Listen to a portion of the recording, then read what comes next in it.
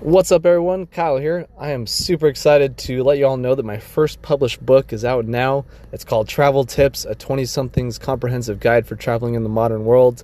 It's available on DoranceBookstore.com, I believe is the website. It's going to be available on Amazon and Barnes & Noble on their online websites soon as well. And you can also get a copy directly from me. You can just email me at ourtravelexperiences@outlook.com, and we can talk about a book, and I'll get a signed copy to you. I'm super excited to share it with you all. This was a dream come true for me, a bucket list item in the making, and I'm super excited to share it all with you now. So go check it out, everyone. There will be a link in the description below, and enjoy the episode.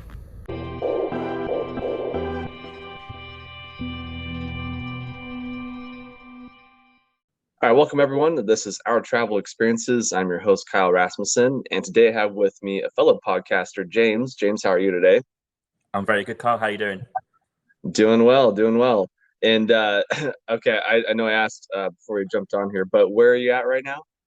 I'm currently in Ljubljana, which is the capital of Slovenia. Yeah, what's it like over there? Slovenia is a super cool place, and Ljubljana is like this little idyllic sort of green city, sort of in Western Central Europe. So, yeah, it's a cool place. It's about 16 degrees. It's been nice to walk along the river, and yeah, I spoke to a guy this morning on my podcast who I met in person to talk about Slovenia and places in general. And yeah, it's a pretty cool place. Yeah, I know Slovenia looks amazing. It's definitely on one of my bucket lists for sure. Mm. Um, yeah, so James, let's just kind of start it off. So what is the title of your podcast and how did it kind of come about? The title of my podcast is called the Winging It Travel Podcast. And the reason for winging it is that I think once my mum told me that I was winging my life, and I thought I'd use that as a bit of a phrase for my title of my podcast. And the reason it came about is because in lockdown, when I was living in Vancouver, kind of middle of lockdown where you couldn't do anything, I thought the next Mhm. best thing to do other than travel is to talk about it. So I bought a Yeah. microphone, started speaking into the microphone as a solo person, and then got guests on to talk about their travels. And here we are 2 years later, just over. Wow, that's awesome. That's awesome. Yeah, I saw your like 105 episodes or something like that. Yeah, that's 105 guest episodes. I think I'm probably at 150 with the solos as well. Wow. Something like that. Yeah, I don't know. I don't know the full figures, but yeah, around that figure. Wow, and you've kept that up every week. Yes, it's every Monday, and that's the guest episodes. They're normally 1 to 2 hours, and then I try to do some solo episodes, which are like short, 10, 15 minutes. Hmm. Before traveling now, probably, yeah, once on the Friday, but now I'm traveling, I'm trying to add in a bit like a daily diary type thing, which is normally 2 a week. So I've got probably between 2 and 3 a week at the minute. That's awesome. Yeah, I know I haven't had a chance to listen to too much of your podcast, but from what I've heard, it's really really enjoyable. And I love that you get a lot of local people on there. So as you're traveling, you're meeting these people and having them on. I think that's a really cool idea. Yeah, thanks, dude. I appreciate it. I think yours and mine are pretty similar. Conversational, lots of stories, not too rigid in terms of the content. Hmm. And my idea was traveling now was to try and find local people or at least podcasters in the area I'm in to talk about one specific place. So this morning, as we speak, I talked to a guy called Noah, who is an amazing guy. Really, he's a doctor in terms of PhD. He's got art history masters, crime against art masters, but he also hosts a podcast for the Slovenian Travel Board, and I think he's the only sort of like English speaking podcaster and writer in Ljubljana. So it's good to like get those sort of guys on the podcast. Wow. How do you find these people? Yeah, that's a good question. That's pretty much for any podcasters out there who are looking to do the same idea. It really is a combination of Google. Hmm. So specifically, I put Ljubljana podcast. Nothing really came up. Then I kept seeing this guy Noah, but he was more like art. I thought, is he anything? then I went to his website, and there he had like a bit about him being in partnership with the Slovenian Travel Board. But yeah, mostly chuck in your location, podcaster, or local writers, and you might find a few people who are kind of about there to interview. Some like Rome, loads, Paris, loads, but Ljubljana, very, very niche. So it depends where you are. Yeah. Wow, that's really cool. What's been maybe like one or two of your favorite conversations you've had? Well, I've only started traveling 3 weeks ago in this new phase, Okay. and I've had one a week. So I love them all. They've all been quite unique in that perspective. But what was good this week, as we speak today, is I had someone who's an actual Venetian in Venice. So she lives there, and she's from there, and speaks great English. Her name is Monica Geserato, and it's great just to hear about Venice from a local perspective and not just what you see on Google and what people write about it. All the questions about cruise ships. Do they still come to Venice? Is over tourism a problem? So I had all these questions for her, and she answered everyone, and that was a real nice conversation. And my first one in Paris was Oliver G from the Eiffel Tower podcast. This guy's had like over 2 million downloads on his podcast in 4 or 5 years. Super niche English speaking podcast about Paris. And we met in a cafe, trendy cafe in central Paris. They're quite noisy, but it was brilliant just to sit there and talk about Paris. So, and obviously Noah this morning. So they've all been really good. Like it's only been 3 so far, and I've not got one lined up next. So we'll be researching probably Budapest is probably where I'm going to go for 3 days. So hope to try and find someone there who can come on. Yeah, that'd be amazing. Yeah. So what is this this trip that you're on right now? So 3 weeks ago, we left London on the Interrail Pass, which is what you can buy in Europe for the train system. And the Interrail Pass is a plethora of options. You can do a week, 2 weeks, 3 weeks, or a month. And you can choose how many trips, or you can have unlimited. So we just got the unlimited pass for a month. And the idea is to get from London to Turkey in a month. Wow. So that's the first part of the trip. And then we go on to Middle East, and then a bit more of Asia, then back to Vancouver for the summer to pick up a camper van and drive across Canada and bits of US, hopefully. So that's kind of roughly the plan this year. Yeah, that sounds amazing. Yeah, that's really cool. I love being over in Europe. It's nice. The train system is just way better than here in the US. Oh man, US is difficult, isn't it? Yeah. With trains. Yeah. It's a little tough to get around unless you want to drive everywhere. But yeah, even then, you got to drive hours and hours to get places. Yeah, absolutely. And I think there's a rule in France. I don't know if you know this, but they brought in a rule. I think it's last year, or maybe year before, where if you can't get from A to B in the same time as the flights, let's say the train's quicker, there's no flight available. So let's say Paris to Marseille takes, I'm making this up, like 4 hours on a train. The flight can't be like as good as that. So you have to take the train because it's all to do with like, saving the planet and stuff like that. So they try and maximize you to use the train and not do like short haul flights. Yeah, well, that's a great idea. And I feel like it's easier for everyone too, and like you said, it's better on the environment, I'm sure. Yeah. So train travel was great, and we've pretty much been quite lucky with all the trains actually. I think one late one in Switzerland, but that was very like 20 minutes. It wasn't that bad. Very nice. Yeah, so I noticed Vancouver was on your Instagram page, but is that where you're living now, or do you just travel the world and the whole world is your home? Yeah, great question. Where is home? I don't know the answer to that, but Vancouver was the last 4 years. So we lived there, got permanent residency, and we do actually intend to go back to get the Canadian passport at some point. But yeah, that's what I would say is home. Yeah, I think so, because I know we're going back. So yeah, Vancouver, Canada was home, but we left our jobs, quit our jobs, and we're now on this world trip, which doesn't really have a time constraint. Maybe between 12 and 18 months in that time frame. Wow. Depends when the money runs out, really. Hmm. Yeah. Have you ever done anything like that before? Like quit a job and just traveled for a year? Yeah, started 10 years ago. That's when I would say that was my first trip, 2013 in January. So pretty much the same time. I Okay. finished my degree and worked for a bit. Then I went off for a 2-year trip and done 6 months travel. Then I've done a work visa in Australia for a year. Mhm. And I think I've done 10 months at 12 months work, 2 months of travel in Australia. And then I've done 3 to 4 months in sort of like South America, Caribbean, bits of US, Iceland, and then back to UK. So that was the Wow. start of the journey. Wow. Wow. That's amazing. How many countries do you think you've been to at this point? Oh, that's a good question.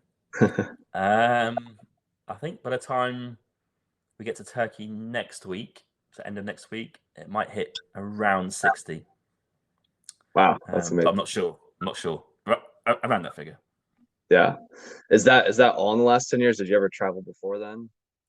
There's a few countries before them, but they're kind of like in Europe. When you grow up in Europe, because it's so quick to fly to Mhm.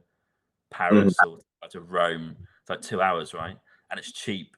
So like I had a few European trips now before then. Like I went to Belgium, like Brussels. I went to Turin and Milan in Italy. And I think I went to Australia actually. That was my first long haul flight for 3 weeks for Christmas and to watch the cricket. And that was kind of it, I think. Yeah, very cool. Yeah, so what's it like, with getting work visas in Mm, other countries? I know that's a big topic, now with the digital nomads and yeah. being able to do that. Yeah. So it depends where you're from. That's the first thing. Different Hmm. countries have different rules, but for your American listeners, I do know you can get them in, is that Australia, New Zealand, I think. Um, I'm not too sure. I met some Americans doing it in Australia and New Zealand, so I assume that you can get work permits. So what that basically means is you get given a year, or if you're lucky, two, depends on the rules, and you can work and travel as much as you want within those 1 to 2 years. You just need Hmm. to leave the country at the end of your visa, right? So what I did was that first trip in 2013. I had 6 months planned. Southeast Asia, Fiji, and traveling New Zealand, and a bit of Australia. And then I knew I was going to work in Australia for up to a year to save money again, and then go traveling after that. So I kind of Hmm. used it as a bit of a yeah buffer, if you like, just to get some money together because I did really actually run out of money Yeah. when I was in Australia. So it was pretty hairy, but got through it. Yeah, I've heard Australia is a really good place to if you are looking to have a work visa and work abroad. It seems like their pay is better over there or something, at least Oh, compared to the like US. the best country in the world. I think if you to give you listeners some idea, like someone working at McDonald's is gonna earn $20 to $25 an hour. Like it Jeez. really is um so good over there. And if you're semi-skilled, let's say you do an office job, you could probably get one in Melbourne for $30 an hour. I think I was earning 26 when I was there 10 years ago. So I think it's probably Wow. gone up a bit more since then.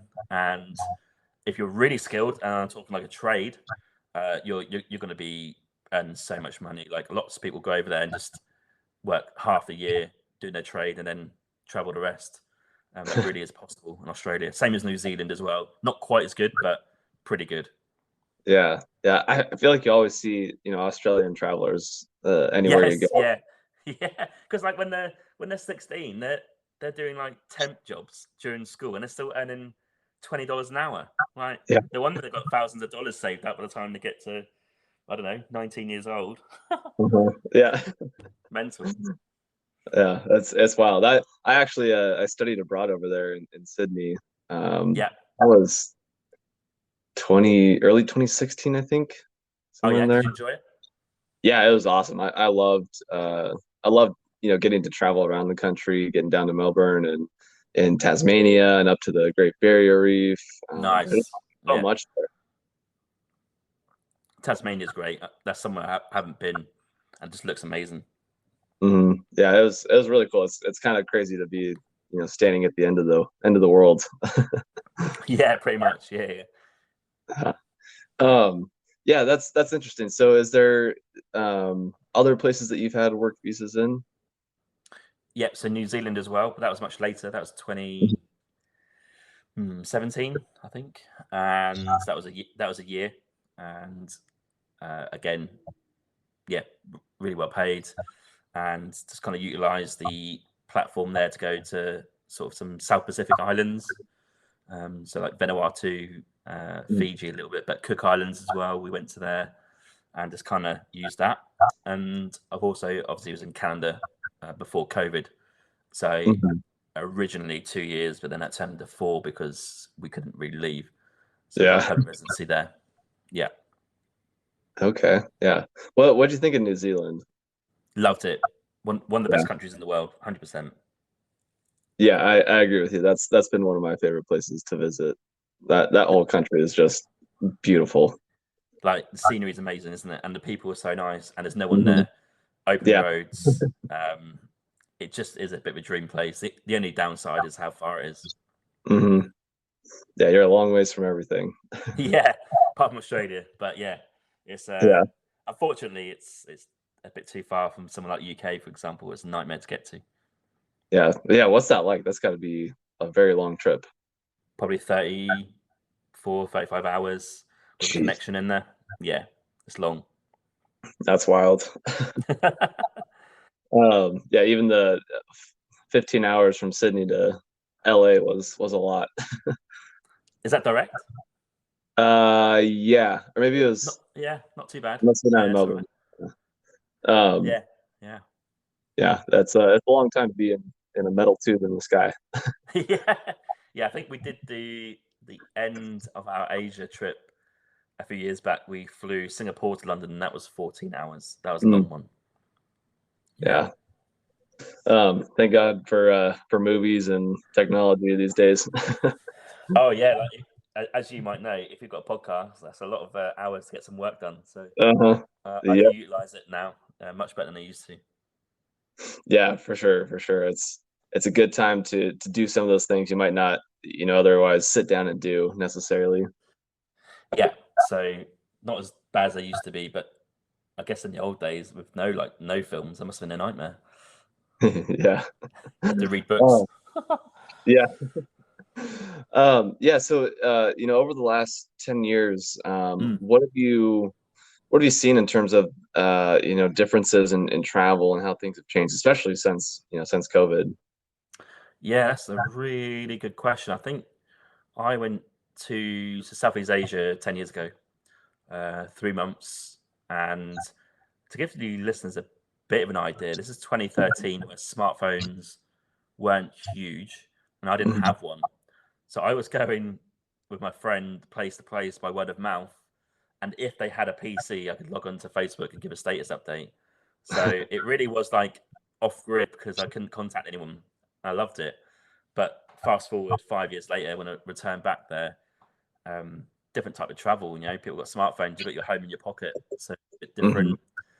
Prices have gone slightly up, and also like Southeast Asia as a comparison, somewhere like Halong Bay in Vietnam, really like all these buildings have just come out of nowhere, and I couldn't believe the difference in terms of that. So that was a pretty surprising change, and also I think it's actually got slightly cheaper in a way with the flights. Like they're very routine now going to Southeast Asia or from Mhm. Europe or from US to anywhere else. So I think you could probably find some good deals out and about. And then post COVID, I don't really think we know yet. I think we're still in the cusp of it. But I've found this trip so far quite expensive for Europe Mhm. anyway. A bit shocked by that. So I'm still trying to learn the differences and also like hostel life. A lot of people are just on their phones. It's a quite quiet hostel so far. Maybe I'm not in a Yeah. party hostel anymore, but I'm not sure where it's going with that. But we'll see how it goes in the next few weeks. But yeah, just a little, a few changes here and there, and obviously now social media dominates travel. So you see a lot of these like influencers on TikTok or Instagram posting the Mhm. the amazing travelers, which may sometimes give you an unrealistic approach to it. So I'd say just go with kind of like a more honest approach and don't ask for too many recommendations. Just go somewhere, check out yourself, find out some Mhm. places, and get your own experiences, I think.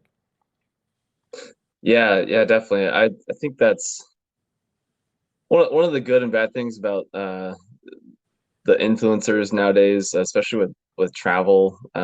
You get, like you said, maybe a little bit unrealistic version of whatever the place is. It can Mm, help, give you an idea, like, oh, that looks like a fun thing to do or something, yeah. an interesting place to visit. But it just seems like, with all the filters and the way that you can just show what's in front of the camera and not show everything else that's there. Um, you give a little bit unrealistic impression of that place for sure. Yeah. And it must be weird for me saying that because I do a travel podcast where I get people to come on and talk about where they've been. But there's a big difference. Like Hmm. when you hear our podcasts talk about somewhere, your imagination is running wild, right? Because you don't actually know what it looks like in Hmm. terms of what we're saying. But if you're constantly on social media looking at travel stuff, then you're gonna feel like you've seen it already, and that's a bit dangerous for that. So I think Yeah. there's a certain beauty to podcasts. If you wanted to just hear audio podcasts and not follow travel influencers, that's a good way to do it because your imagination's still not quite sure what you're talking about, which is a good way to go about it. Yeah, yeah, I agree. And I try to too, at least on Instagram. I don't I don't like to use any of those filters or anything. I just take a No, picture. yeah, This is how I saw it.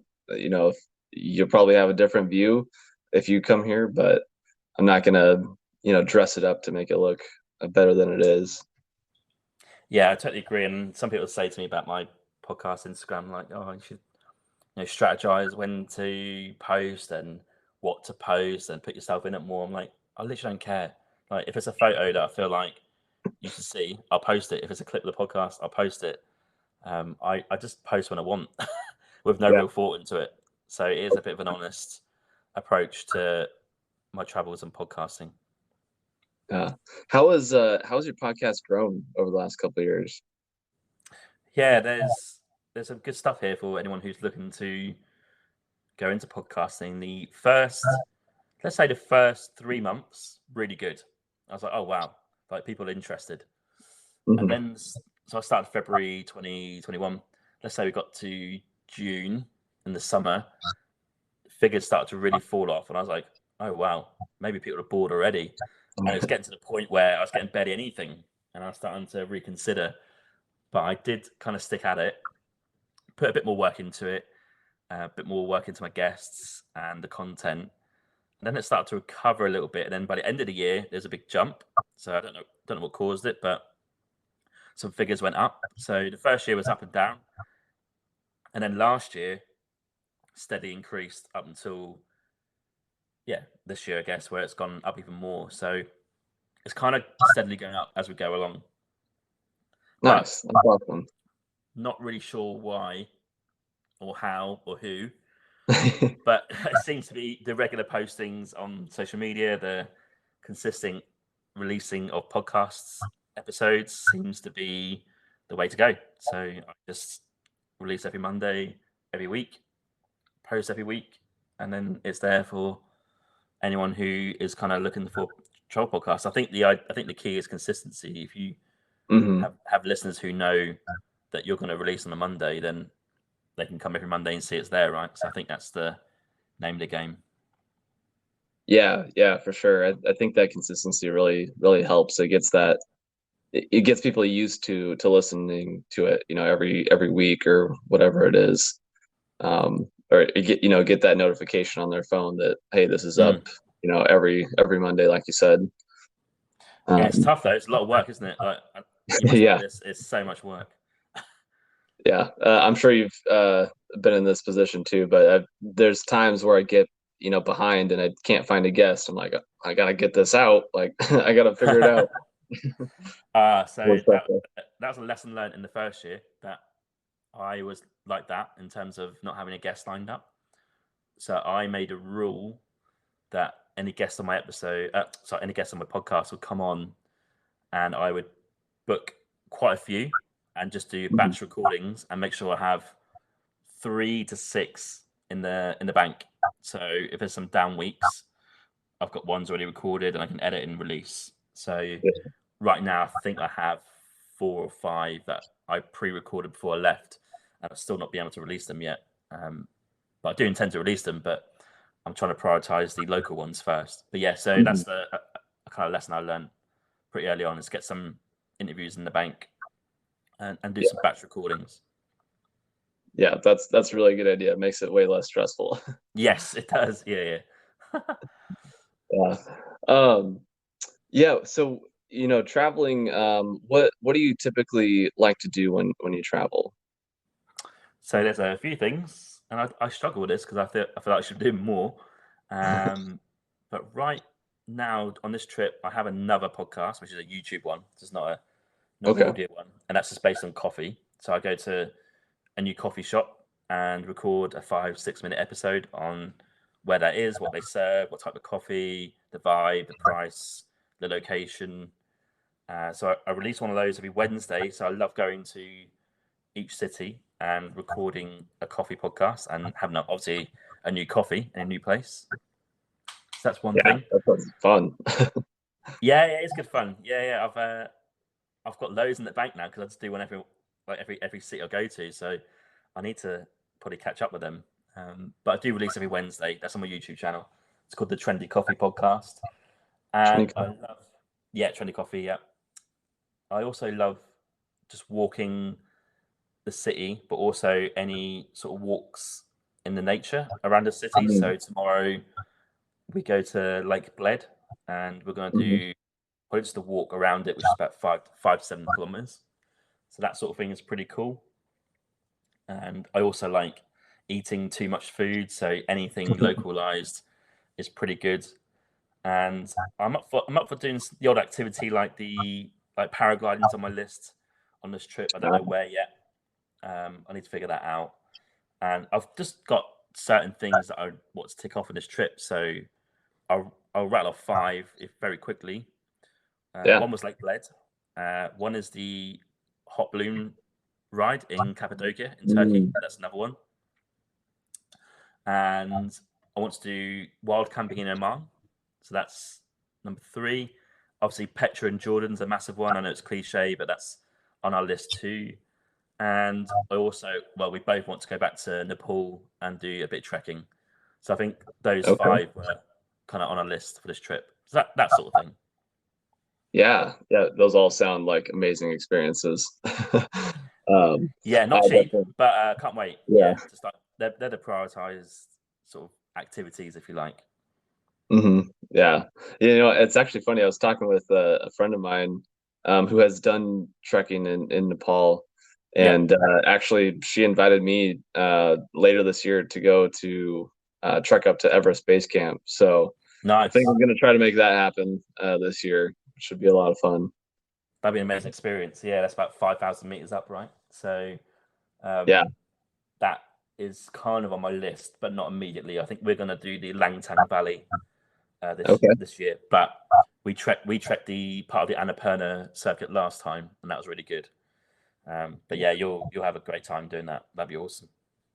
Yeah, I'm excited to make it happen for sure. That's one of my bucket list type of things. But what's been one of the wildest or most memorable moments you've had traveling? I love my skydive in New Zealand. That was pretty cool. Okay. Did you do it in Queenstown? Nope. I done it on Lake Taupo. Okay. Yeah. So I was on the Kiwi Experience at the time, which is like a hop on, hop off party bus type thing. Me and my friend were on there for about 3.5 weeks in the end. So that was one of the activities I'd done on that. So that was pretty cool and pretty wild for me, I think. And I think that's the one that comes to the top of my mind. Yeah, that's I'm so still regret not being able to do that. I was in Queenstown and I had a couple Yeah. days left, and I had planned to skydive there, and like went through all the paperwork and everything. They took us out to where the airplane was. And Yeah. like right as we get there, they're like, "Yeah, the weather's not good enough. Like we can't do Ah. this today." I'm like, "No, I'm not going to get an opportunity now." So I went bungee Yeah, that's jumping instead. devastating. Oh, okay. That's cool, isn't it? I couldn't do that. It's a bit hardcore. The only the only problem with that for me was like it's the same price almost, but like for 10 seconds. Yeah. Whereas skydiving lasts like 15 minutes when you free fall and Mhm. then glide back down. So my friend did the bungee jump and I did the skydive, and yeah, we Ah, watched each other do it. That's pretty cool. yeah, yeah. I mean, I really wanted to do the skydiving, but the bungee jumping was a good good one to do there instead. Since I couldn't do the skydiving, still got the adrenaline pumping, that's for sure. Yeah, because I remember watching one of the girls on our bus. I think she went before my friend, so she was standing at the edge. She's really nervous, and they sort of gave her a countdown to go, and they went 3, 2, 1, and as she jumped, they went, "No, no, not now, not now," and that's too late. It's too late. She's gone. I mean, she's screaming her head off, and those guys were laughing at her, and it's quite cruel but quite funny. Oh, that's terrible. Yeah, Yeah, I remember there was a girl who was like one or two people after me, so I was like still out there, and she wouldn't jump. Like they kept counting down and she wouldn't jump, and finally they mm, were like, "We're gonna push you off," and she yeah. was like just screaming, and they finally just pushed her off. Um, Totally safe, by the way, if you yeah, listen. But yeah, yeah, it's quite funny. yeah, it's a rush, but yeah, it's a lot of fun. um, yeah, what going back to the coffee really quick. I'm a big Mm. coffee fan, so I'm definitely gonna have to check out that podcast a little bit more now. But what has been some of the top coffee places around the world? Yeah, that's a really good question. I wasn't into coffee 10 years ago, so unfortunately, I missed all the good spots when I was traveling in the early days. But when I've been into coffee, some of my favorite spots, I love Tana Coffee, which is in Vanuatu. So if you get a chance to go to Okay. Vanuatu, I couldn't believe how good it tasted. You can go to the Tana Coffee roastery, do a little tour. But all around the islands, they have Tana coffee, and that's probably one of my favorites in terms of the taste of coffee. In terms of locations to drink, I mean, Paris is obviously one of the best. Hmm. Um, love Melbourne for coffee as well. There's some great spots in South Melbourne by Albert Park. I met a coffee roaster there back in the day. He won some award for being the best barista that year or something. So Wow. uh, the cafe is called Set Ali, so ST.ALI. That's in South Melbourne. That's worth going to. And I think recently, this probably I would probably say I've been really impressed with. It's a bit cliche, isn't it? But I think Italian coffee is good, isn't it? Yeah. Um, for the price and for how good it is, Mhm. it can't be beaten, unfortunately. So, like, we went to obviously Venice, but went to Verona and places like this, and it's just like great coffee all around. So, Italy's been top of the list like recently. But I asked this question on my podcast, and they all pretty much say Italy. So there we go. I had Yeah. some good ones in Greece last year. They weren't too Oh, bad. really? Bit strong though. Um, but yeah, that That's was not a good. place I would expect to be a good coffee place. Yeah, Greece and Turkey are going to have real strong coffee, aren't they? So I think if you're into that sort of dark roast, that's a place to Okay. be. Okay. Well, I'm a dark roast fan, so I have to Oh check wow, that out. you've been element. Yeah. I must say, I've got to plug Vancouver because I was there 4 years. Hmm. Very, very light slash medium coffee place, but there's some great coffee spots there and some real trendy places. So that was a good city to check out for coffee. Yeah, yeah, I love Vancouver. It's such a cool city. Yeah, nice, isn't it? Yeah, great location. I mean, the Pacific Northwest, British Columbia is so beautiful. But I grew up in Washington State. That's where I'm at right now. So not too far fair. from Vancouver, but I felt like Vancouver.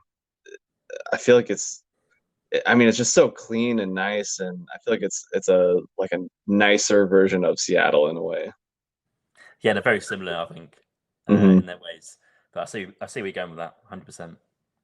I remember what do we have there? They had like a maple beer or something when I was there. That was pretty good. I had to do all the cliche things when I was there. That was like 4 or 5 years ago. Yeah, I think coffee is interesting in it because obviously there's the European coffee, which is what I'd say is the best, but Mhm. then there's Americanized coffee, which can be good but can be bad. Mhm. So yeah, I was shocked when I used to work with people who go to Starbucks. I'm like, mate, there's like basically everywhere else is better. Stop going there. Yeah. Yeah, so I kind of sort of went around Vancouver, checking out local places and getting them out there a little bit. If you want a few recommendations, Vancouver, off the top of my Yeah. head, I think Platform 7's a great coffee place in Kitsilano. Kit's Beach Coffee in Kitsilano is definitely worth checking out too. So these are just some of the few places I've showcased on my podcast. Okay. Yeah, I'll have to check those out. I'm curious with the cross country trip in Canada. That's something I've always wanted to do. Take the Trans Canada Highway and just go all the way Oh, across. nice. Yeah. Have you done that before?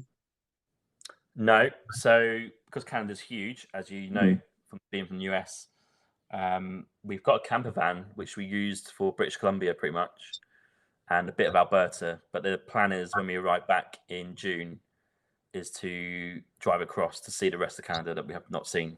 So that is the plan, and yeah, a bit of a road trip ahead there. I think looking forward to it. Yeah, that I saw it. These guys, have you ever heard of the show Departures? Yes, that rings a bell. Yeah. Yeah, they're two Canadian guys that traveled to some really unique places. But they their first episode was them traveling across Canada. Same thing in a camper van. They just went across for a few weeks. And that was one of my first really big trips that I had seen someone do. And I was like, wow, this looks amazing. I have to do this at some point in my life. I think it's just the time, isn't it? That's the only issue, right? Yeah. And money to extent, but because if you just have a normal job in US or Canada, you don't get like 2-3 weeks off a year. You can't see Canada that much, so you need to find a bit of basically a summer's time off really to check it all out and see different places. It's definitely worth doing once in a lifetime, I think. For sure. That's a funny or good point you bring up. I think the U.S. and Canada so much more. You live to work focus versus a lot of other places around the world. It's you work to live. Yep, Australia.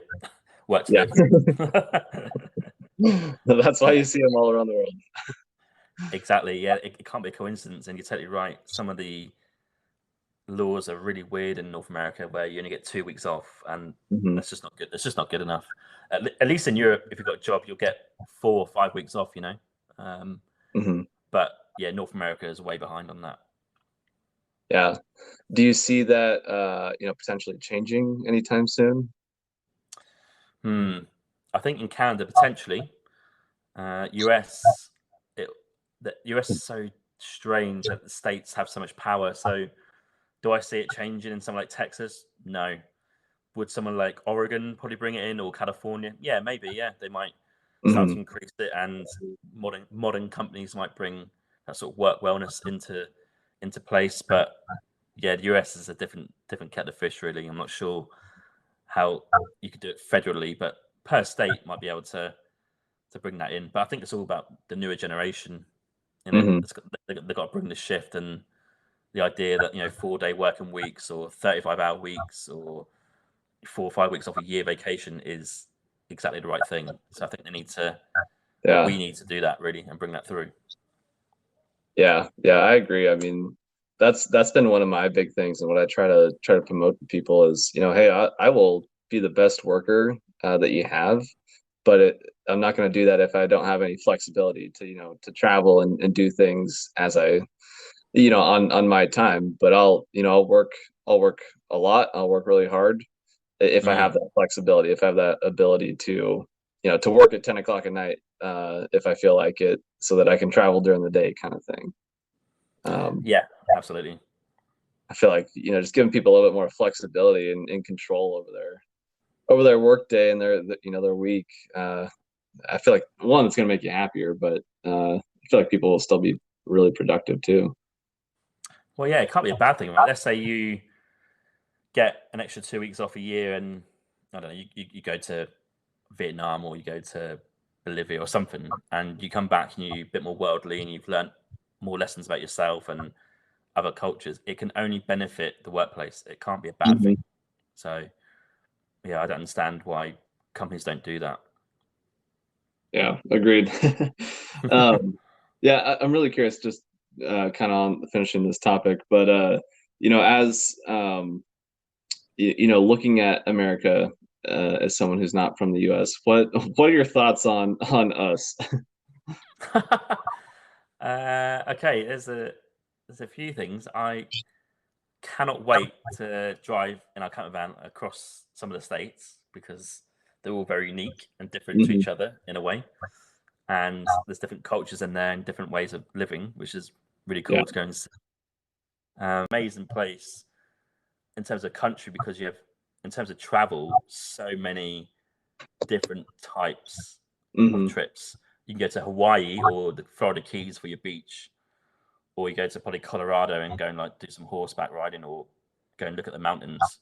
Hmm. And if you want like a craft beer scene, you go to Portland. If you want like a proper old America, you go to like New York where it all started, and Boston, and yeah, just like a plethora of options to go and see and do. But I think Hmm. from a European perspective, we just think Americans don't travel, which Yeah. the majority of you don't. You don't see that many on the road that much, and Hmm. there's various reasons for that. Yeah. But yeah, overall, great country. Yeah. Yeah. No, that's kind of what I was trying to get at there. I partially why I started this and why I've kind of gone down the travel route and wrote a book about traveling and that sort of thing is I really want uh I think it's a disservice to Americans to not travel, and I think a disservice to the rest of the world. I think going and seeing different places, seeing different ways of life, different cultures, foods, whatever it is, it really helps you put things a little bit more into perspective and just see that there's more to life than what you're used to living. So I'm really like trying to help encourage Americans to get out there and see other places. I think it'll all make us friendlier towards each other and just more understanding of everyone and our differences. Yeah, it can only benefit you, right? It just Mhm. can't be a bad thing to go and travel. Like it really can't, and you'll learn something about yourself or another culture Yeah. to bring back to home. Is it right? I don't know if the stats right, but like 10 or 11% of Americans have passports. It's not a lot of people compared to the country where you've got 330 million. So Hmm. there's a lot of people don't travel, and a lot of those people who do have passports only do business travel. So like Yeah. they don't even see other places. So, but I must say, all the Americans you meet traveling are brilliant because obviously trying to get out there, see new cultures, very liberal, very like laid back. Hmm. Um, like the ones that are backpacking, that type of travel. Um, Obviously, a lot of people see the sort of package tour type American travelers, which are okay, but they're very different to the sort of like Hmm. independent backpackers who are going around. Yeah, for sure. Yeah, it's kind of funny now that you say that. I see as I've traveled over the years, you see those, more backpackers, staying in hostels that are younger Yeah, Americans, and then you don't see anyone that's in, the middle age of their life, and then you'll see those retirees that are coming on the cruise ships and things like that.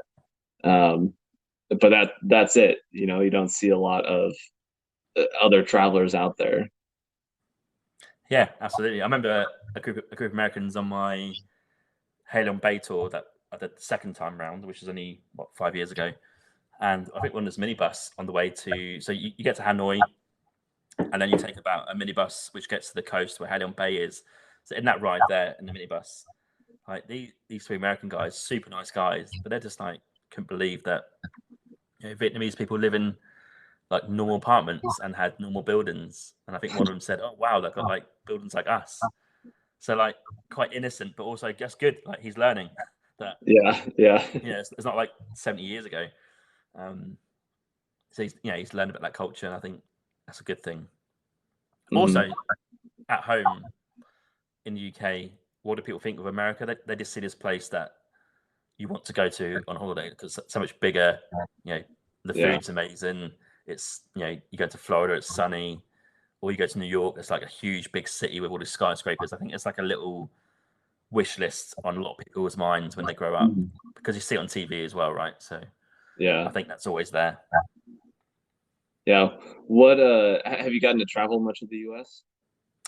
I've been to not many states. So I've been to Oregon, so I've been to Portland, and I've been to Seattle, of course, in Washington, and I've been to LA, San Francisco on the west, and then dipped to Las Vegas a couple of times. One was just before COVID hit, like that weekend before, or a few weekends before. That was then. Popped into the Nevada desert and stuff like that. And then East Coast would be just New York. I've also been to Hawaii as well. That was a long time ago.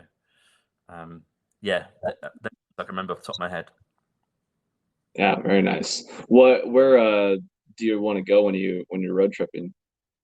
Texas. Texas, on my list. Texas. I want to go to New England at the top right. So very different places there, I think. In terms of culture and thinking, but yeah. So top right. So New England. I want to do all that. Texas is definitely one, and yeah, I don't really have plan than that. I think they're the two main ones. I've got a few listeners in Georgia actually, in the state. So I like to go in. Is Charleston in Georgia? Forgive my American geography. South Carolina. South Carolina. Okay, you want to go there? Yeah, that's a beautiful city. Is pretty bad. Yeah, so I'd love to go there. Some of the Virginias as well. I've got some listeners from there and some podcasters there.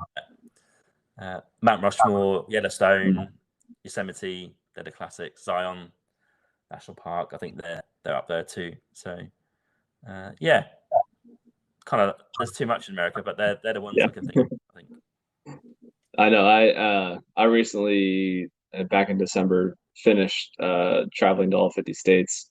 Oh wow, that's great. That's a great achievement.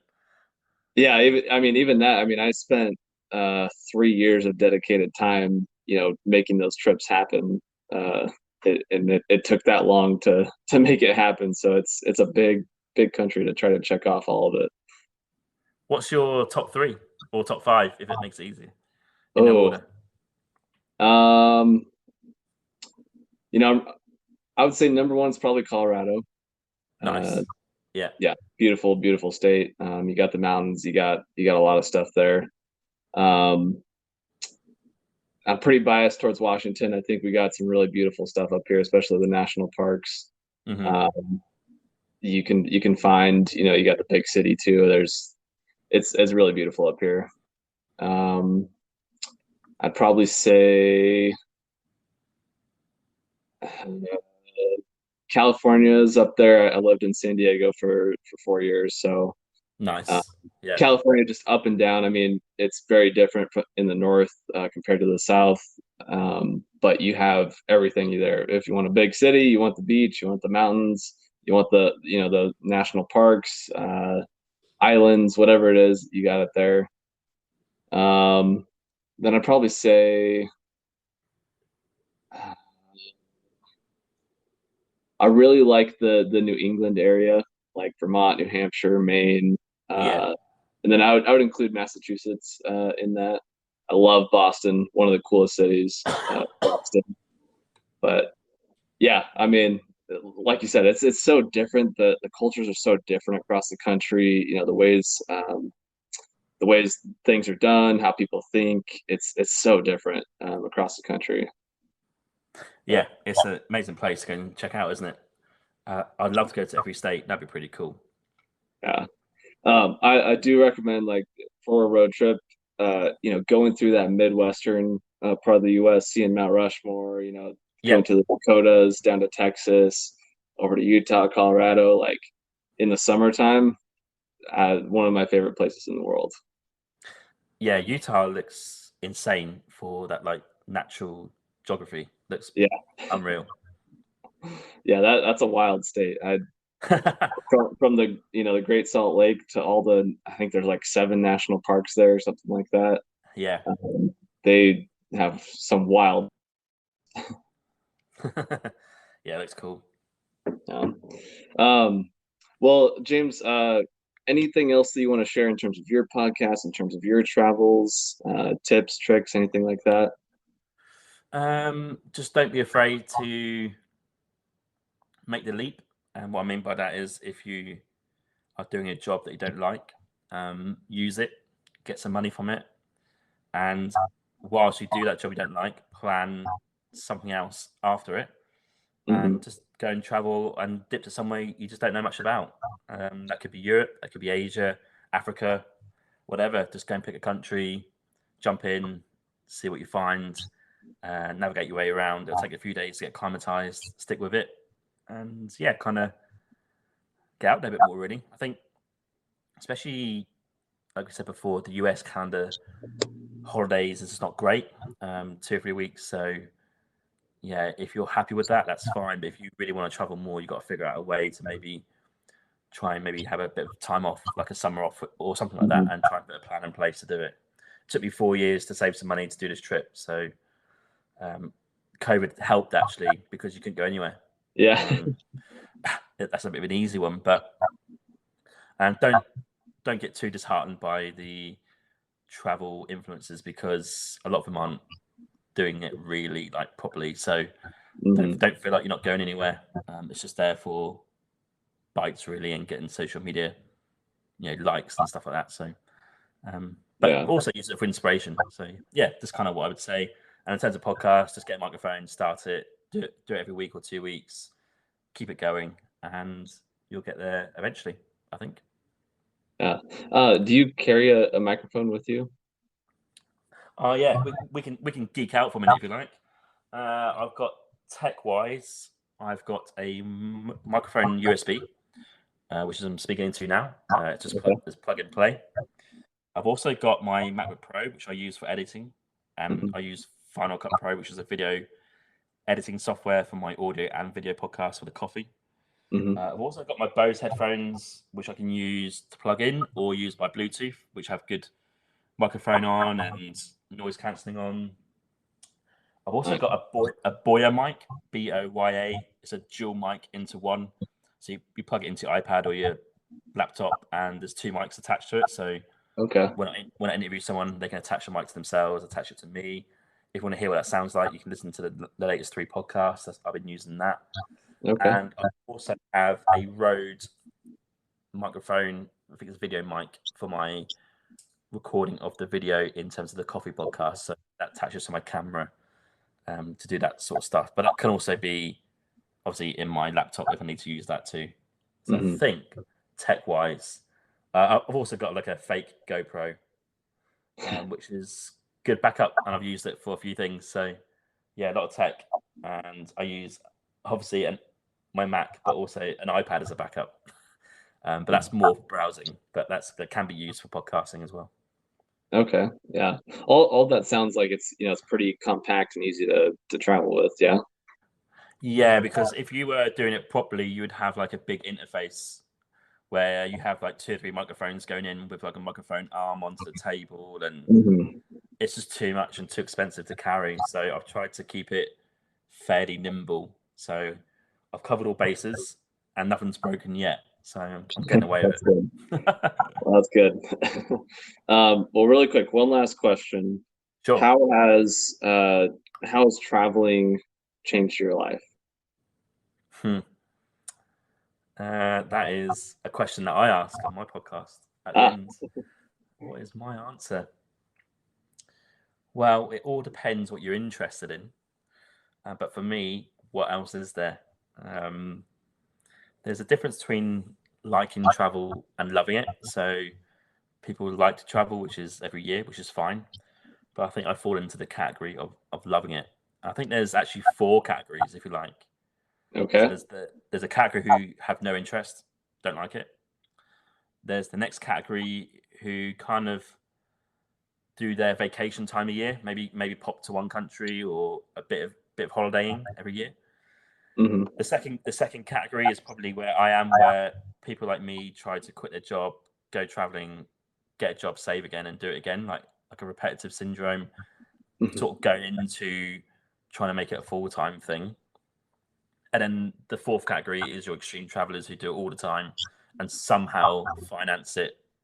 I don't know how, but they're like all the time doing it. That's probably where I'm trying to get to eventually, but that's quite hard to do unless you figure out a way to get like a decent amount of money. So I think for me, it's now a lifestyle rather than just a little dream to get there after working for 3 or 4 years. Mm-hmm. I'm now trying to make it a thing. So it's the best thing to do. You meet loads of people, you meet loads of different cultures, eat loads of different foods, different coffees. You can chill out for a day if you want to as well. Stay in hostels, stay in jungles, stay at home stays. You can really do anything you want in any country to a degree. And it really is the best thing to do. Can't think of anything else that I'd rather do. Yeah, 100% agree. Well, James, really quick, just plug your podcast again and everything. Make sure people know where to find you. Cool. So Winging It Travel Podcast on the usual Spotify, Apple Podcasts, Google Podcasts, etc. I don't actually really have a proper website at the minute, believe it or not. It is coming, but kind of a bit slack on that. But you can find me on social media. So Winging It Travel Podcast. Instagram is probably my most used alongside TikTok. I do occasionally frequent Facebook, but more my crowd are younger, not older. And on YouTube, you can check out my other podcast called the Trendy Coffee Podcast. And that's every Wednesday for 5 to 7 minutes where I showcase a new cafe somewhere in the world. And I've got quite a few lined up from this trip so far. So next week will be Paris. I'll be starting to do a few in there that I went to. And I think that's pretty much it. If you want to contact, email jameshammondtravel@gmail.com. That's a contactable way to contact me. And you can DM me on any social media. So yeah. That's kind of where we're at. And I'm looking at your link tree right now. I'll put that in there in the description as well. But yeah, James, thank you so much. I really appreciate the time. I know I'm taking away from your travels here a little bit, but I appreciate it, and looking forward to seeing you somewhere around the world soon. Kyle, it's been super fun. Thanks for having me on, and it's not been a dent into my travels. It's been nice to chat for an hour about travels I've done previously, so it's never a chore. So thanks for having me on. It's a fun conversation, you know. Travel's a good thing to talk about. It can't be a bad thing, can it? It's not like talking about politics. So yeah, it's always a fun. Yeah, thanks, dude. Appreciate it. Yeah, for sure. Anytime. Well, thanks again, James, and you have a good rest of the night. Cheers, dude. You too. Thank you. All right. Bye. Bye. Bye.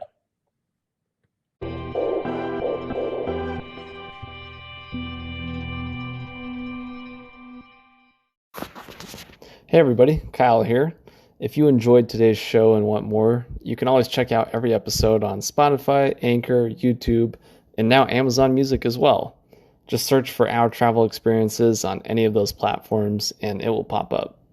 You can also find everything all in one place on my website, ourtravelexp.com. And if you want to see my travel pictures as well as travel pictures from guests on the show, you can check them out on Instagram. The page is called Our Travel Experiences Podcast.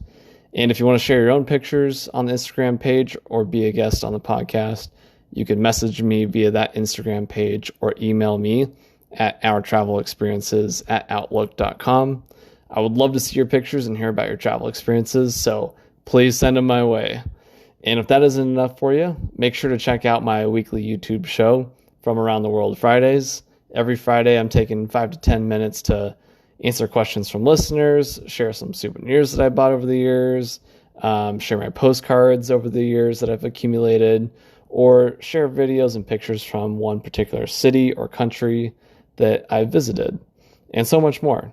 So check it out, guys. You won't be disappointed. And make sure you go subscribe to that as well.